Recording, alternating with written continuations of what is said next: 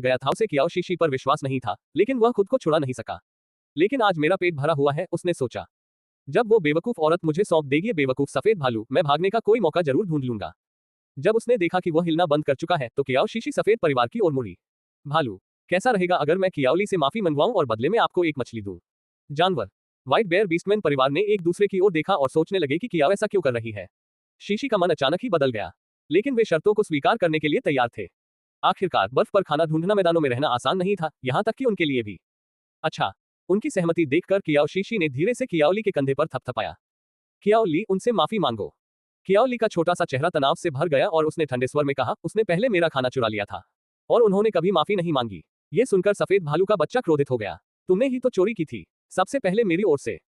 कियाओ शीशी ने छोटे शावक की कसकर भींची हुई मुट्ठियों को देखा और अनुमान लगाया कि वह झूठ नहीं बोल रहा था। उसने सफेद भालू के बच्चे की ओर रुख किया। मुझे बताओ, क्या तुमने पहले कभी कियाओली से खाना चुराया है? सफेद भालू के बच्चे ने गहरी सांस ली। ऐसा सिर्फ इसलिए हुआ क्योंकि उसने पहले मुझसे चोरी की थी। कियाओ शीशी के चेहरे पर दृढ़ता आ गई। उसने मादा सफेद भालू की ओर देखा। बीस्टमैन, आपने उसे सुना। तुम्हारे शावक ने भी मेरे शावक से चोरी की थी। हम ऐसा चाहते हैं माफी मांगो, लेकिन तुम्हें मेरे शावक से भी माफी मांगनी होगी। नर सफेद भालू जैसे दिखने वाले उस दैत्य ने ठंडी सी फुफकार मारी। कियाओली ने हमारे शावक का गला घोंटकर उसे लगभग मार ही डाला था, और आप चाहते हैं कि हम माफी मांगे? सपने देखते रहो। हैंड कियाओली को हमारे हवाले कर दो, वरना यह खेल खत्म नहीं होगा। जैसे ही नर श्वेत भालू जैसे प्राणी ने बोलना समाप्त किया, एक बड़ा पंजाफिर उसने खुद अपना सिर बाहर निकालकर कियाओली को पकड़ लिया। कियाओ शीशी का दिल घबराहट से उछल पड़ा। उसने कियाओली को कसकर पकड़ लिया और जल्दी से पीछे हट गया। तुम, एक वयस्क पुरुष, एक शावक और एक मादा को धमका रहे हो। नहीं कर रहे हैं क्या तुम राक्षस देवता से मिलने वाली सजा से डरते हो? घुमंतु जीवों में भी मादाएं नर की तुलना में कहीं अधिक मूल्यवान थी, और उसे मनमाने ढंग से धमकाया नहीं जा सकता था। कियाओली ये देखकर आश्चर्यचकित रह गया कि कियाओ शीशी वास्तव में उसका बचाव कर रही थी।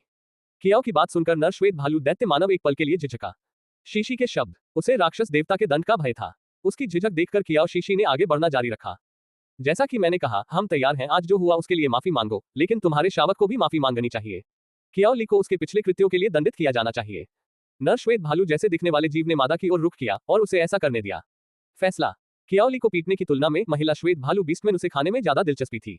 आखिरकार ठंड तो और बढ़ने ही वाली थी, और उन्हें पर्याप्त मात्रा में आपूर्ति तैयार करनी पड़ी। ठीक है, उसने सफेद भालू के बच्चे को पकड़ते हुए कहा। उस सांप से माफी मांगो शावक। सफेद भालू का बच्चा नाराज लग रहा था, लेकिन उसने आज्ञाकारी भाव से कहा, माफ करना। Then looked at Kiaolai. Kiaoli की छोटी छोटी भौहें गहरी सिकुड़ गईं। कियाओ जिक्सी ने कियाओली की पीठ थपथपाई। कियाओली ने अपनी गलती स्वीकार कर ली है। अब ये आपकी बारी है। कियाओली ने कियाओ शीशी को घूर कर देखा और कड़े स्वर में कहा, माफ कीजिए। मार से बचने के लिए माफी मांगना कियाओली को यह कोई बुरा सौदा नहीं लगा। Ding dong. मेजबान, कार्य पूरा करने के लिए बधाई। शावक कियाओ को झूठा साबित करें। माफी मांगो। सिस्टम अब मेजबान को एक इनाम देगा, आग जलाने वाला। स्वीकार करें। कियाओ शीशी ने शून्य जैसे स्थान में एक प्रकाशमान वस्तु को प्रकट होते देखा। आग लगाने वाला। मुझे एक की जरूरत तो है, लेकिन इस समय मुझे खाने की ज्यादा जरूरत है। फिर भी कुछ न होने से तो बेहतर है। एक विचार के साथ उसने अस्थायी रूप से इसे रख दिया। व्यवस्था के शून्य में आग लगाने वाला कारक। कियाओ शीशी द्वारा मछली प्राणी में से एक को श्वेत भालू प्राणी को सौंपने के बाद वे परिवार को छोड़कर चले गए। जैसे ही कियाओ शीशी बर्फ की गुफा में लौटी, कियाओ आंग ने उस पर गोली चला दी। तिरस्कार भरी नजर से देखते हुए, तुम मूर्ख स्त्री, उन्हें मछली रूपी जीव मुफ्त में दे रही हो। नहीं आपको पता है कि खाना ढूंढना कितना मुश्किल है। जाओ, कल भूखे मर जाओ। तब कियाओ ने अपने दोनों रोएदार कानों को झटकते हुए कियाओ शीशी को बहुत ही बनावटी ढंग से देखा। मुस्कान, स्पष्टतः वह भी कियाओ आंग की तरह ही महसूस करती थी। कियाओ शीशी को लगा कि उसे उनके सामने सब कुछ स्पष्ट कर देना चाहिए। जब आप कोई गलती करते हैं तो आपको माफी मांगनी चाहिए और उसे स्वीकार करना चाहिए। नतीजे, मैं कल और खाना ढूंढ लूंगा, मैं तुम्हें भूखा नहीं रहने दूंगा। कियाओ ली एक तरफ खड़ी होकर कियाओ शीशी को बिना कुछ बोले देखती रही। वह चलकर कियाओ आंग और कियाओ के बगल में लेट गया। तीनों अच्छी तरह से पोषित शावक जमीन पर एक साथ हडल हो गए और अपने मुंह बंद कर लिए। उसकी आंखें स्पष्ट रूप से कियाओ शीशी की बातों पर कोई ध्यान नहीं दे रही थी। कियाओ शीशी ने अपना चेहरा पोंछा और खुद से कहा कि नखरे वाले बच्चों को पालना कोई आसान काम नहीं है। एक समय में एक कदम, एक समय में एक कदम। धरती पर बचे आखिरी मछली जैसे दिखने वाले जीव को देखकर उसके मुंह में पानी आ गया। मैदान। उसने पास पड़ी बर्फ काटने वाली चाकू उठाए और उससे एक छोटा सा टुकड़ा काट लिया। मांस। उसे कच्चा खाना पसंद नहीं था, लेकिन इस वीरान जगह पर जलाने के लिए लकड़ी नहीं थी, जिससे आग जलाने का उपकरण बेकार हो जाता है। भूख से मरने से बचने के लिए उसके पास कोई विकल्प नहीं था। काम चलाओ। सौभाग्य से उसे साशिमी से कोई आपत्ति नहीं थी। हथेली के आकार का एक टुकड़ा खाने के बाद मछली जैसे जानवर का मांस उसने बाकी बचा हुआ हिस्सा अलग रख दिया। मुझे कल और भी पकड़ना होगा। उसने जमीन पर एक साथ हडल हुए तीनों शावकों पर एक नजर डाली, फिर एक उसने अपने बिस्तर से जानवरों की खाल निकाली और उसे उन पर डाल दिया। कियाओ शीशी ने बाहर अंधेरा होते आकाश की ओर एक नजर डाली और बर्फ के बिस्तर पर लेट गई, और धीरे धीरे उसने अपनी आंखें बंद कर ली। नींद के बीच में ही कियाओ शीशी एक हिंसक आवाज से चौंक कर जाग गई। कांपते हुए। अभी भोर नहीं हुई थी, लेकिन बर्फ के मैदानों पर जहां विशाल हिमखंड और सफेद बर्फ की वजह से दृश्यता कभी भी वास्तव में कम नहीं थी, यहां तक कि रात में भी नहीं। वह बिस्तर से उठी, पैरों के नीचे कंपन महसूस करते हुए वह दौड़कर बाहर चली गई। ये देखने के लिए गुफा में गए कि क्या हो रहा है। ये देखकर उसका चेहरा पीला पड़ गया। बाहर धुंध छाई हुई थी, लेकिन वह साफ देख सकती थी। उसके सामने फैला सफेद आकाश कांप रहा था। उनकी गुफा वाले बर्फ के हिस्से में दरार पड़ गई थी और अब वह बर्फ का एक टुकड़ा बन गया था। पहाड़ की ढलान से दूर बहती हुई बर्फ की चट्टान। अगर वे उससे नहीं उतरे तो तुरंत ही वे बर्फ के टुकड़े पर फंस जाएंगे और न जाने कहां बहते चले जाएंगे। कहां? और पानी जंगली शिकारियों से भरा हुआ था जो जानवरों जैसे दिखने वाले जीवों को खाते थे। सोचने का समय न होते हुए कियाओ शीशी घूमी और वापस बर्फ में दौड़ पड़ी। शावकों को जगाने के लिए गुफा में। कियाओ झूठ, आप सब जाग जाओ। गुफा के नीचे की बर्फ टूटकर अलग हो गई है। पहाड़, हमें यहाँ से तुरंत निकलना होगा। शावक अचानक जाग उठे और कियाओ आंग ने सबसे पहले यह महसूस किया कि क्या हुआ था। हो रहा है। वह झटपट उठा और तुरंत बची हुई मछलियों की ओर दौड़ पड़ा। वह जानवर उसे अपने सीने से चिपकाए बैठा था। कियाओ शीशी को समझ नहीं आ रहा था कि वह हंसे या रोए। उसने गुफा में मौजूद जानवरों की खालों को जल्दी से लपेट दिया, उनकी पूरी खालें। परिवार की संपत्ति, जल्दी करो, मेरे पीछे आओ। छोटे शावक अपने पशु रूप में परिवर्तित हो गए। कियाओ ली एक पशु रूप में बदल गई लाल रंग का अजगर, जबकि कियाओ आंग और कियाओ कियाओ दो शुद्ध सफेद रंग में बदल गए। हिमलोमड़ियो। कियाओ शीशी भी रूपांतरित होकर सिल्वर फ्रॉस्ट व्हाइट वुल्फ बन गई और उसने नेतृत्व किया। शावक दूर पहाड़ की ओर दौड़ पड़े, लेकिन विशाल बर्फ का टुकड़ा पहाड़ की ढलान से पहले ही टूटकर अलग हो गया था और एक काफी बड़ा अंतर था। उनके बीच एक द्वार खुल गया था। शावक अभी छोटे थे, उनके लिए इतनी ऊंची जगह को पार करना नामुमकिन था। दूरी। कियाओ कियाओ डर के मारे अपने भाई से लिपट गई। वह अभी बहुत छोटी थी और उस खतरे ने उसे रोने जैसा महसूस कराया। कियाओ शीशी ने कुछ कदम पीछे लिए, फिर तेजी से आगे बढ़ी और छलांग लगाई। एक ही छलांग में दूसरी तरफ। कियाओ शीशी को इतने दृढ़ निश्चय के साथ जाते देख तीनों शावकों की आंखें लाल हो गईं। निराशा, हालांकि वे हमेशा से जानते थे कि वह उन्हें कभी पसंद नहीं करती थी। उन्हें छोड़ दिया गया था। अध्याय 5, अच्छे बनो, मुझे मां कहो। कियाओ शीशी ने जल्दी से अपने हाथ में पकड़े हुए जानवरों की खाल के थैले को नीचे रख दिया। वह पीछे हटी, दौड़कर वापस बर्फ के टुकड़े पर कूद गई। कियाओ ली, जल्दी करो, मां की पीठ पर चढ़ जाओ। मां तुम्हें पार ले जाएगी। कियाओ शीशी को पीछे हटते देख तीनों शावक दंग रह गए। कियाओ ली को लगा कि उसने शायद गलत सुना होगा। यह मूर्ख महिला जो उनसे नफरत करती थी उन्हें छोड़कर नहीं जा रहा था। जल्दी करो। खाई चौड़ी होती जा रही थी और उसे यकीन नहीं था कि वह छलांग लगा पाएगी। कियाओ ली के पास सोचने का समय नहीं था। उसने तुरंत कियाओ शीशी के चारों ओर खुद को लपेट लिया। कियाओ शीशी ने भी यही प्रक्रिया दोहराई और उसे साथ लेकर दूसरी तरफ छलांग लगा दी। तुम यही मां का इंतजार करो। मां कियाओ कियाओ और बाकी सबको लेने जा रही है। कियाओ ली ने अपने होंठ दबाए और सिर हिलाया।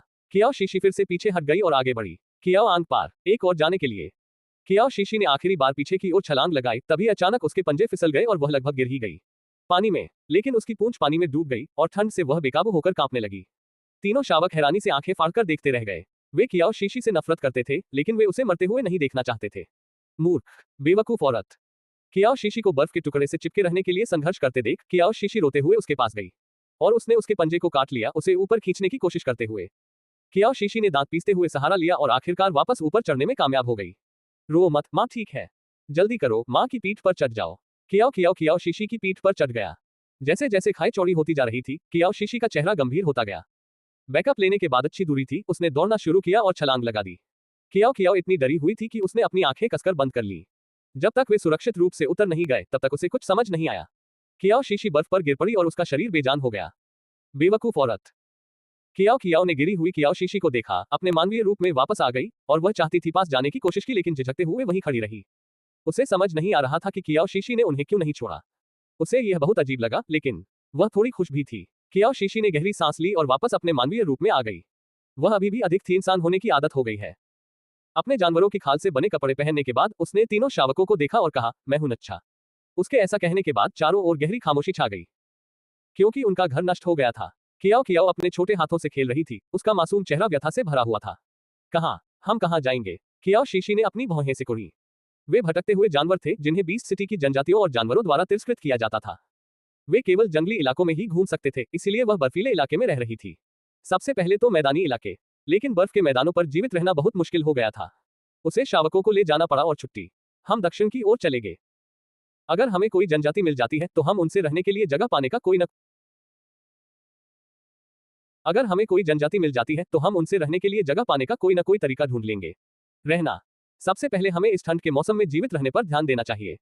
अगर हमें कोई जनजाति मिल जाती है तो हम उनसे रहने के लिए जगह पाने का कोई न कोई तरीका ढूंढ लेंगे।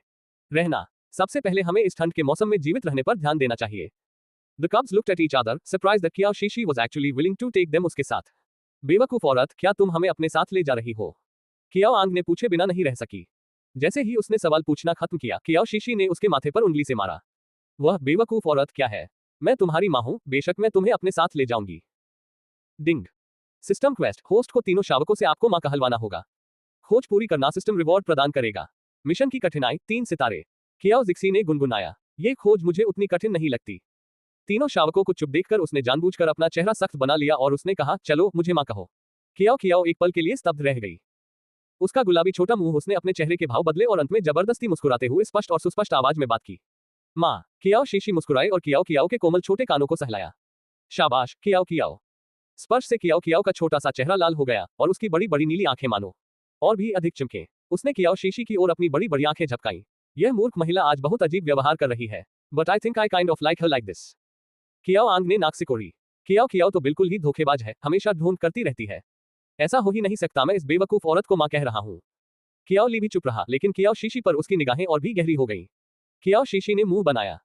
अचानक मुझे समझ में आ गया कि इस मिशन को 3 सितारा कठिनाई रेटिंग क्यों दी गई है। उसने उन्हें तुरंत मजबूर करने की कोशिश नहीं की, बस इतना कहा, पहाड़ ढह गया। यह अभी भी है, यहाँ सुरक्षित नहीं है। चलिए पहले इस इलाके को छोड़ देते हैं। कियाओ शीशी ने मूल मालिक की धुंधली यादों को खंगाला और पाया कि उसका मन भोजन या कबीले के शक्तिशाली पुरुषों के विचारों के अलावा और कुछ नहीं सोच रहा था। वह उन्हें बाकी किसी भी चीज के बारे में कुछ नहीं पता था। केवल एक धुंधली सी याद में एक पहाड़ी जंगल का जिक्र था जो उस दिशा में होना चाहिए। इस हिमखंड के पीछे। हिमखंड बहुत विशाल था। वे सुबह होने तक चलते रहे लेकिन फिर भी उस रास्ते से निकलने में कामयाब नहीं हो पाए।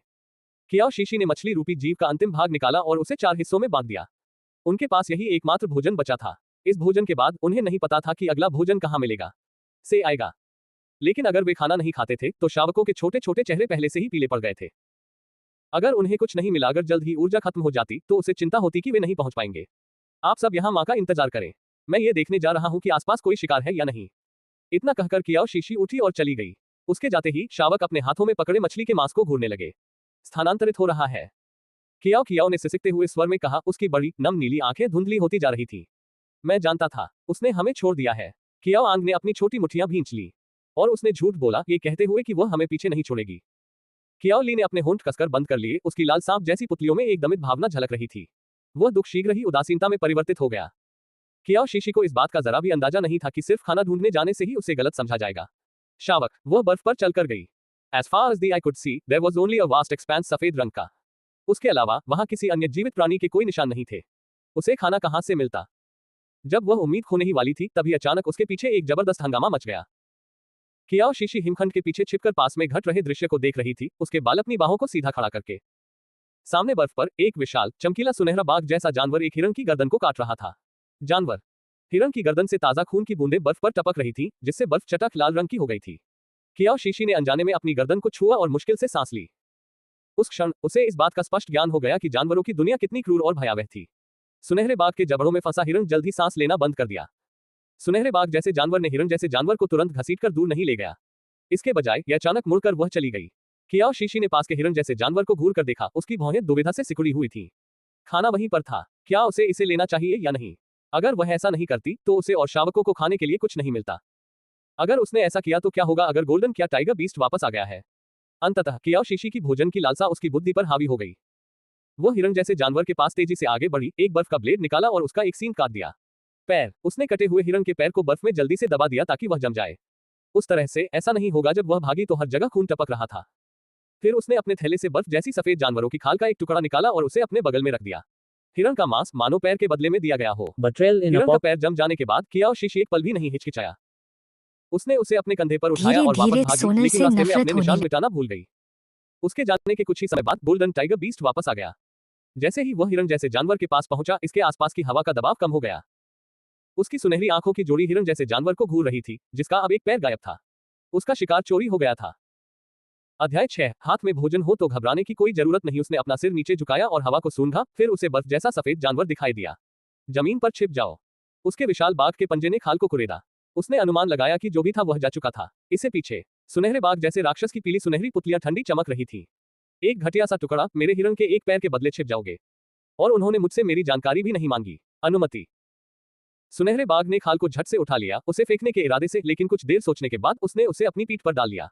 मैं इसे रखूंगा। मैं खाल पर मौजूद गंध का इस्तेमाल करके उस जानवर जैसे इंसान को ढूंढ सकता हूं जिसने चोरी की है। मेरा शिकार। सुनहरे बाघ जैसे जानवर ने हिरण जैसे जानवर को काट लिया और उसे अपने ऊपर उठा लिया। वापस आकर वह बर्फीले जंगल की ओर चल पड़ा। जब कियाओ शीशी अपने शावकों के पास लौटी तो उसने पाया कि उन्होंने उसे छुआ तक नहीं था। उनके हाथों में मछली का मांस था।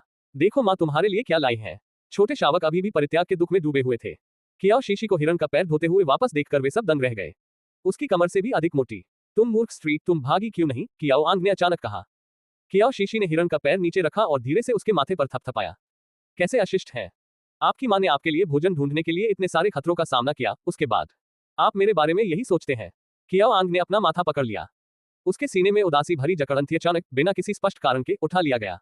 ऐसा इसलिए हुआ होगा क्योंकि मैंने हिरण का पैर देखा था। माँ, तुम्हें इस हिरण जैसे जानवर का पैर कहाँ से मिला। कियाओ कियाओ की बड़ी चमकती आंखों को देखते ही कियाओ शीशी एक पल के लिए चुप हो गई। मैंने इसे किसी और से अदला बदली करके हासिल किया। मैंने जानवर की खाल का इस्तेमाल किया।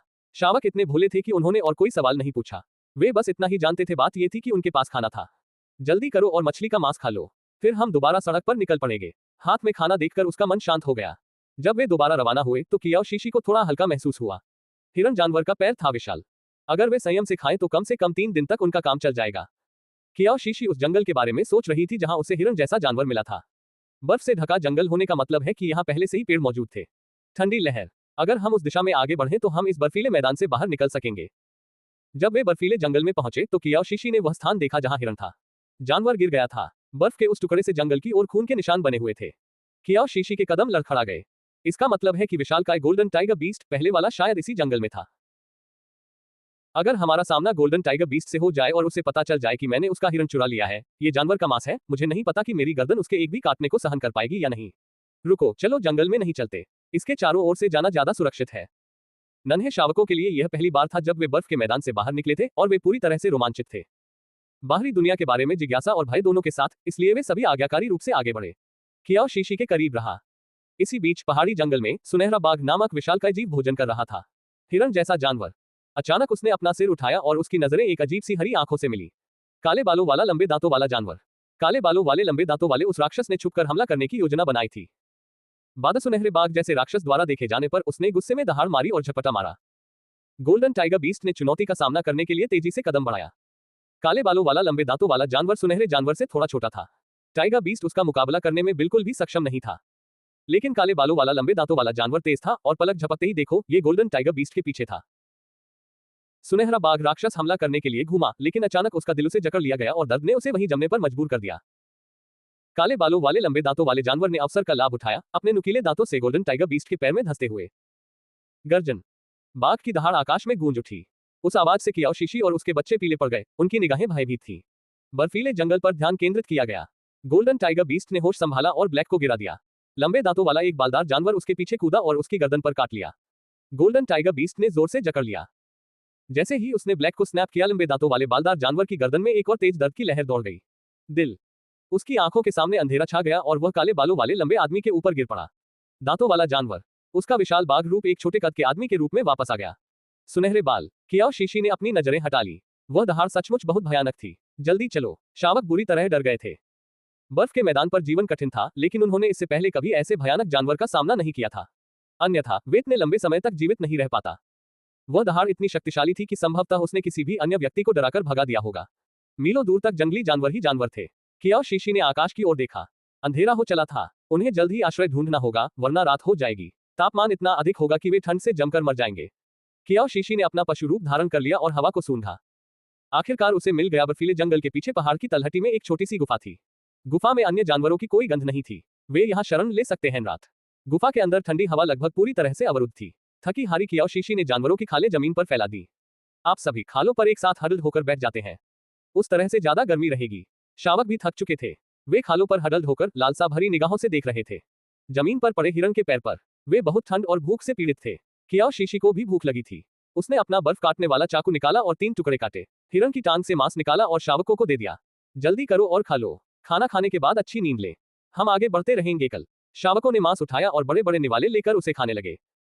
लेकिन कियाओ शीशी अपने सामने पड़े खून से लथपथ मांस को घूरती रही। वह कुछ भी कहने में असमर्थ थी। खुद को अपना मुंह खोलने के लिए मजबूर करना। मेरे पास आग जलाने का सामान है, लेकिन बर्फीले जंगल में जाकर सामान इकट्ठा करने की हिम्मत नहीं होती। मुझे अभी जलाने के लिए लकड़ी चाहिए। कियाओ शीशी ने हिम्मत जुटाए, मांस का एक छोटा टुकड़ा काटा और उसे अपने मुंह में डाल लिया। मुंह। कड़ाके की ठंड के साथ मांस और खून का स्वाद उसके पूरे शरीर में फैल गया। मुंह में एक तीव्र धातु जैसा स्वाद आता है। उसे उल्टी आ गई। कियाओ शीशी खुद को ये बात कहने से रोक नहीं पाए। आवाज सुनकर शावक अचंभित होकर ऊपर देखने लगे। माँ, क्या हुआ? कियाओ ने कियाओ शीशी का पीला चेहरा देखा और अचानक चिंतित हो गई। है क्या वो बेवकूफ औरत मरने वाली है? कियाओ शीशी ने बड़ी मुश्किल से अपना सिर हिलाया, वह कुछ बोल नहीं पा रही थी। ये बहुत ही घिनौना है। काफी देर बाद आखिरकार वह बोल पाए, मैं ठीक हूँ। मैं शायद बस थक गया। कियाओ शीशी उठी और गुफा से बाहर चली गई। तीनों शावकों ने एक दूसरे को असमंजस भरी नजरों से देखा। बड़े भाई, क्या आपको लगता है कि माँ पागल हो गई है? कियाओ आंग ने भौहें चढ़ाई। वह मांस भी नहीं खाती। वह जरूर पागल होगी। कियाओ ली ने ठंडी सी झंझनाहट भरी आवाज निकाली। बेकार, मूर्ख औरत। जब वह लौटी तो उसने अपने हाथों में कुछ सूखे पत्ते पकड़ रखे थे जिन्हें वह शावकों को भेंट किया गया। जल्दी से यह पानी पी लो। ये वह बर्फ थी जिसे उसने आग जलाने वाले यंत्र से बाहर पिघलाया था। इस भीषण ठंड में मौसम इतना खराब था कि वह अपने शावकों को प्यास बुझाने के लिए बर्फ चबाने के लिए मजबूर नहीं कर सकती थी। प्यास। कियाओ ने आज्ञाकारी होकर कुछ घूंट लिए। जब उसने काम खत्म किया तो उसका बड़ा आसमानी नीला आंखें चमक रही थी। यह पानी गर्म क्यों है? मैं और अधिक चाहता हूँ। कियाओ और अधिक पीना चाहती थी, लेकिन कियाओ ली ने उसे एक तरफ धकेल दिया। वह उसने कियाओ शीशी का हाथ पकड़ा और लालच से पत्तों से पानी पी लिया। यह देखकर कियाओ आंग भी चिंतित हो गई। उसने कियाओ ली को एक तरफ धकेल दिया और पी लिया शेष पानी। बेवकूफ औरत, मुझे और चाहिए। उन्होंने जीवन भर केवल बर्फ जैसा ठंडा पानी ही पिया था, जिससे उन्हें हमेशा परेशानी होती थी। उन्हें और भी ठंड लगने लगती है। यह पहली बार था जब उन्होंने गर्म पानी पिया था। पानी, और इससे उनके शरीर में गर्मी का एहसास हुआ। कियाओ आंग के बोलने के बाद जब कियाओ शीशी ने कोई जवाब नहीं दिया तो उसने ऊपर की ओर देखा। असमंजस की स्थिति में आकर उसकी थोड़ी झुकी हुई निगाहें उससे मिली। अध्याय 7, किसी प्रकार की क्रूरता का कोई नामोनिशान नहीं। क्या देख रहे हो बेवकूफ? एमएमएच। कियाओ शीशी ने कियाओ आंग के वाक्य पूरा होने से पहले ही उसके छोटे से चेहरे को चुटकी से दबा दिया। क्या मैंने तुम्हें नहीं बताया कि तुम्हें मुझे क्या कहकर पुकारना चाहिए? कियाओ आंग का सिकुड़ा हुआ चेहरा लाल हो गया, लेकिन वह अभी हठपूर्वक घूर रहा था। लेकिन आपने पहले हमसे कहा था कि आपको मां कहकर न पुकारे, और अब आप चाहती हैं हमको। कियाओ शीशी रुक गई। ये सच है, इस शव के मूल मालिक को चिंता थी कि शावक अंदर घुस जाएंगे। उसे पुरुष ढूंढने का जो तरीका पसंद था, इसलिए उसने उन्हें उसे मां कहने से मना कर दिया।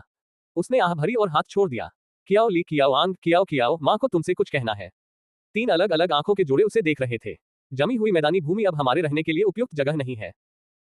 हमारे लिए आवश्यक है, हमें कोई ऐसी जगह ढूंढनी होगी जहां हम जीवित रह सकें, लेकिन अभी मां को नहीं पता वह कहां है। इसलिए आगे की यात्रा में हमारे परिवार को मिलकर काम करना होगा। अभी जैसे पहले पानी के मामले में हुआ था, मैं सुनिश्चित करूंगा कि आप सभी को पीने के लिए पानी मिले। इसलिए मुझसे लड़ने या मुझसे चीजें छीनने की कोई जरूरत नहीं है। तीनों छोटे बच्चे हैरान परेशान दिख रहे थे और यह स्पष्ट नहीं था कि वे समझा, क्योंकि उनके मन में भटकते हुए जानवरों की तरह, अगर आप लड़ते और छीनते नहीं, तुम भूख से मर जाओगे। लेकिन कियाओ शीशी तो बस उन्हें पारिवारिक एकता का महत्व सिखाना चाहती थी। उसने हिरण के मांस में से अपने हिस्से को 3 भागों में बांट लिया और उन्होंने इसे उन्हें पेश किया। मां खाना नहीं खा रही है, आप इसे ले सकते हैं। इस बार तीनों छोटे बच्चों में से किसी ने भी हिरण की ओर तुरंत हाथ नहीं बढ़ाया। पशु का मांस। वे आश्चर्य से कियाओ शीशी को घूरते रहे। कियाओ शीशी ने उनकी तरफ देखना बंद कर दिया। वह बस कुछ पाना चाहती थी, पर्याप्त नींद। उसने अपनी आंखें बंद कर ली और जानवर की खाल पर गिर पड़ी। शावकों ने एक दूसरे की ओर देखा। अंत में तीनों छोटे सिर एक साथ सिमट गए, फुसफुसाते और बुदबुदाते हुए कुछ के बारे में। ... जब कियाओ शीशी की नींद खुली तो उसकी दुनिया बिखर रही थी, क्योंकि उसके बच्चे गायब हो गए थे। उसने गुफा में हवा को सूंघा, लेकिन उसे किसी भी शिकारी की गंध नहीं आई। एक शिकारी शायद वे अंदर आकर उन्हें चुरा नहीं लाए होंगे। इस एहसास ने उसे झकझोर दिया। चेहरे के भाव थोड़े नरम पड़ गए, लेकिन उसकी भौहें अभी भी कसकर सिकुड़ी हुई थी। वह अपने शावकों को ढूंढने के लिए गुफा से बाहर भागी। कियाओ शीशी को यह नहीं पता था कि जैसे ही वह निकली, उसके शावक हौंफते हुए उसके पास आ गए और हौंफते हुए कुछ लेकर गुफा में वापस आ गया। उस जानवर को गुफा के अंदर रखने के बाद शावकों ने संतुष्टि से सिर हिलाया। कियाओ आंग ने कहा, अब उस मूर्ख स्त्री को संतुष्ट हो जाना चाहिए। भावहीन बने रहे। बर्फीले जंगल में अभी भी भोजन मौजूद है। हमारे लिए आवश्यक है, जल्दी जाओ और उसे ले आओ। ठीक है। तीनों छोटे बच्चे गुफा से बाहर निकले और बर्फीले जंगल की ओर चल पड़े। कियाओ शीशी ने शावकों की गंध का पीछा किया, लेकिन उन्हें उनका कोई सुराग नहीं मिला। चिंता से उसकी आंखों के किनारे लाल हो गए। वे शावक तो बिल्कुल पेटू हैं। मैंने देखा कि हिरण का पैर अभी भी वहीं था। सुबह हो सकता है उन्हें भूख लगी हो और वे उसे खाने के लिए वापस चले गए हो। ये सोचते हुए कियाओ शीशी वापस लौट गई। वह गुफा में वापस लौटी और जैसे ही उसने अंदर कदम रखा, वह जम सी गई। गुफा के अंदर एक सुंदर नर पशु मानव पूरी तरह नग्न अवस्था में लेटा हुआ था। उसकी पशुवत खाल, उसके छोटे सुनहरे बाल थे, कानों में हड्डी के झुमके थे, एक ऊंची भरी हुई नाक और गहरी भौहें। उसकी गर्दन के नीचे केवल लंबी टांगे ही थी। शावक। कियाओ शीशी कुछ समझ पाती, उससे पहले ही उसे पीछे से कदमों की आहट सुनाई दी। उसकी। कियाओ शीशी ने पीछे मुड़कर देखा तो उसके छोटे शावक हौंफते हौंफते हुए आगे बढ़ रहे थे। इसमें हिरण का मांस अधिक मात्रा में होता था। कियाओ शीशी के हैरान चेहरे को देखकर कियाओ आंग ने गर्व से अपनी छोटी ठुड्डी ऊपर उठाई। उसके बालों के चांदी जैसे सिरे मानो चमक रहे थे। तो बेवकूफ औरत, क्या आप संतुष्ट हैं? कियाओ जिक्सी। कियाओ मुस्कुराए और जमीन पर पड़े नर बाघ जैसे दिखने वाले दैत्य की ओर इशारा किया। यह एक नर है जिसे हमने मां के लिए ढूंढा है। क्या आपको वह पसंद है, माँ? वह बहुत बढ़िया हैम्सबूट। हमने उसे बर्फीले जंगल में तब पाया जब उसने एक विशाल काले बालों वाले जानवर को मार डाला था। लंबे दांतों वाला जानवर। अगर तुम उसकी साथी बन जाओगी तो वह तुम्हारी और हमारी रक्षा कर सकता है। कियाओ आंग ने सहमति में सिर हिलाया और एक बुद्धिमान बूढ़े व्यक्ति के अंदाज में कहा, यही तो है। सही, तुम दोनों को जल्दी से संभोग कर लेना चाहिए। उसके जागने के बाद हालात और भी मुश्किल हो जाएंगे। कियाओ जिक्सी। कियाओ शीशी को अचानक ऐसा लगा जैसे पिछले 2 दिनों में उसने पढ़ाई के लिए जो मेहनत की थी, वह व्यर्थ हो गई हो। ये पूरी तरह से असफल रहा था। मैंने अभी तक उनकी खाने के लिए लड़ने की आदत को सुधारा भी नहीं है, और अब वे क्या तुम मेरे लिए कोई साथी ढूंढ लाए हो? कियाओ शीशी शावकों से बात कर रही थी, तभी उसने ध्यान दिया कि नरखाल पर बैठा हुआ जानवर पहले ही जाग चुका था। जिन लिंग माँ और उसके बच्चों के बीच की बातचीत सुन रही थी। कियाओ शीशी की पीठ को देखते हुए उसकी सुनहरी आंखें ठंडी होकर सिकुड़ गईं। इस मादा वांडरिंग बीस्ट और उसके शावकों ने मुझे तब पकड़ लिया जब मैं गंभीर रूप से घायल हो गई, और अब वह चाहती है कि मैं उसका साथी बनूं। कितना हास्यास्पद है। जिन लिंग की हल्की सी हरकत से उसके घाव और भी उभर आए और उसने एक गहरी आह भरी। दर्द से भरी एक दबी हुई कराह। उस धीमी सी आवाज ने तुरंत कियाओ ली का ध्यान खींच लिया। ध्यान। उसकी लाल रंग की सांप जैसी पुतलियां जिन लिंग की ओर तेजी से घूमी। कियाओ शीशी ने भी अपने सामने खड़े उस सुंदर पुरुष की ओर मुड़कर देखा। जिन लिंग ने कियाओ शीशी को ठंडी निगाहों से देखा, उसकी सुनहरी आंखें दमनकारी भावों से भरी हुई थीं। शक्ति, आप कौन है? जिन लिंग बुरी तरह घायल होने के बावजूद उसकी आभा इतनी शक्तिशाली थी कि कियाओ डर के मारे कियाओ शीशी के पीछे छिपने के लिए भागी। कियाओ आंग भी डर गया था, उसका सारा पहले वाला घमंड गायब हो गया था। लेकिन वह एक पुरुष था जिससे मजबूत और आत्मविश्वास से भरा होना अपेक्षित था। मैं कैसे कर सकता हूं किसी महिला के पीछे छिपना? उसने हिम्मत जुटाई, आगे बढ़ा और हौंफते हुए कहा, अरे बड़े मर्द, अब से तुम उस मूर्ख स्त्री के साथी हो। जिन लिंग के सुंदर चेहरे पर एक ठंडी सी सिहरन दौड़ गई। मैं तुम्हारी मां नहीं बनूंगी साथी। कियाओ शीशी का भी उससे संबंध बनाने का कोई इरादा नहीं था, लेकिन उसकी स्पष्ट बातों को सुनकर अब भी उसे तिरस्कार से चिढ़ होती थी। मुझे तुम्हारी भी जरूरत नहीं है कि तुम मेरे साथी बनो। मेरे शावकों ने तुम्हें बर्फ में पाया।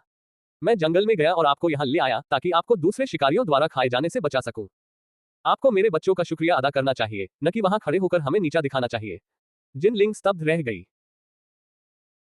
उसे आश्चर्य हुआ कि जानबूझकर ऐसा करने के बाद भी अपनी शक्तिशाली आभा को प्रकट करते हुए इस छोटे दुबले पतले और कुछ हद तक गंदे दिखने वाले व्यक्ति ने उस महिला ने उससे सीधे तौर पर भिड़ने का साहस दिखाया। उसमें कबीले की अन्य महिलाओं की तुलना में कहीं अधिक साहस है। जिन लिंग की निगाहें घूमी और उनकी नजर अतखाए हिरण के पैर पर टिक गई।